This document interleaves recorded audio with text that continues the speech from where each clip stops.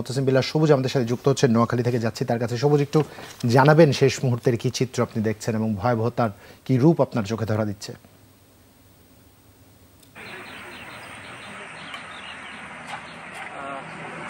আমি এখন আছি নোয়াখালীর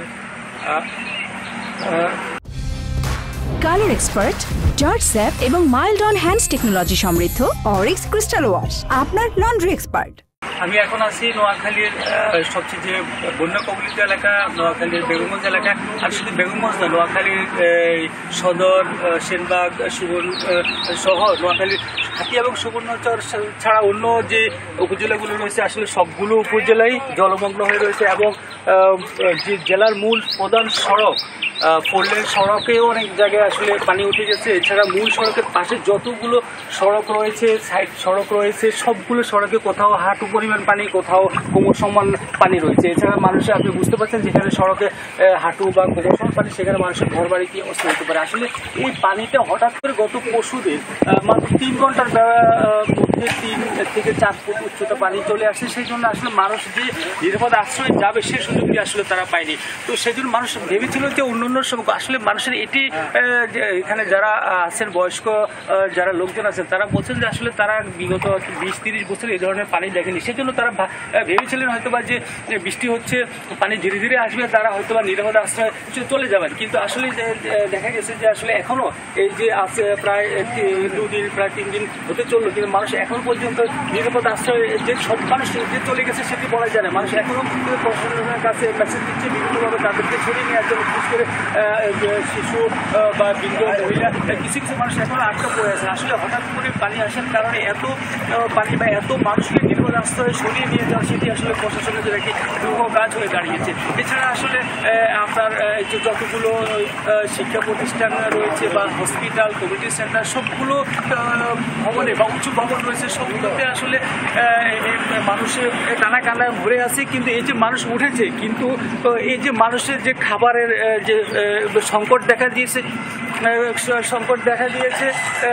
একটু আমি জানতে চাইবো যারা এখানে আছেন, আপনার ঘরে কি পানি উঠেছে, কি অবস্থা, আপনার কোথায় আছে? আমার বাসা হয়েছে এখান দিয়ে, আমার বাসার মধ্যে কোমর পরিমাণ পানি, আমরা অনেক কষ্টের মধ্যে আছি।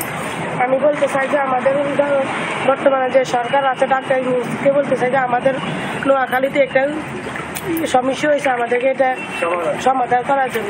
আপনার এলাকায় কতটুকু পানি, কি পরিমাণ? আমার বাড়িরও এই যে একবারই পরে আমার বাড়িতে একদম মাথা পর্যন্ত পানি। আপনার আমরা এখন বর্তমানে আশ্রয় পানির জন্য মানে আমাদের ঘর বাড়ি সব কিছু নষ্ট হয়ে গেছে। খাট পালন, হাঁস মুরগি, তারপরে খাওয়ার পানি সমস্যা। আপনার কি বাড়িতে পানি উঠছে? আমার বাড়িতে ঘরের ভিতরে এতটুকু পানি হয়ে গেছে, আশ্রয় কেন্দ্র হয়েছে। খাবার পাচ্ছেন? খাবার নিজেরা পাকাতে পারলে খাইয়ে, নাহলে এমনি থাকে। জুবাইর, আপনি এখানে শুনলেন যে কয়েকজন মানুষ যারা বন্যা কবলিত মানুষ রয়েছে, তারা আসলে পর্যাপ্ত আশ্রয় কেন্দ্রতে পাচ্ছে সেটিও বলা যাচ্ছে না আসলে। এবং আপনি শুনলেন যে এখানে যে আশ্রয়, খাবার দরকার। এছাড়া আসলে চারদিকে পানি থাকার কারণে বা বিদ্যুৎ বিচ্ছিন্ন থাকার কারণে এখানে বিশুদ্ধ খাবার পানি এবং আসলে যে ডায়রিয়া, এই যে খারাপ পানি বা ময়লা পানির কারণে মানুষের যে খারাপ ডায়রিয়া বা চর্ম জাতীয় রোগের প্রকোপ দেখা দিয়েছে। এবং এখানে আসলে আবহাওয়া অফিসে যেটি বলছে যে এখন পর্যন্ত আসলে কোনো তারা সুখবর দিচ্ছেন যে তারা মানুষের সাথে উদ্বেগের মধ্যে রয়েছেন। আবহাওয়া অফিস যেটি বলছে যে আরও 2-1 দিন ভারী বর্ষণ থাকবে।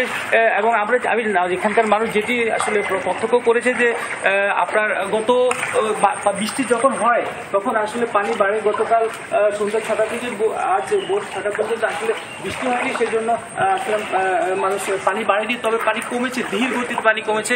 যেমন 1 ইঞ্চি পরিমাণ আসলে পানি কমেছে বৃষ্টি না হওয়ার কারণে। কিন্তু আবার দেখা গেছে এর আগের 12 ঘন্টায় যখন বৃষ্টি হয়েছে সেক্ষেত্রে 6 ইঞ্চি পরিমাণ পানি বেড়েছে। তো আসলে মানুষ আসলে উদ্বেগ উৎকণ্ঠার মধ্যে রয়েছে যে আসলে আর সামনের দিনগুলোতে যে এখনো আবহাওয়া অফিস বলছে যে ভারী বর্ষণ হবে, সেক্ষেত্রে আসলে কতটুকু পানি বাড়ে এবং তারা কতটুকু নিরাপদ থাকতে পারে সেটা নিয়ে আসলে তারা শঙ্কার মধ্যে রয়েছে। সবুজ, অসংখ্য ধন্যবাদ।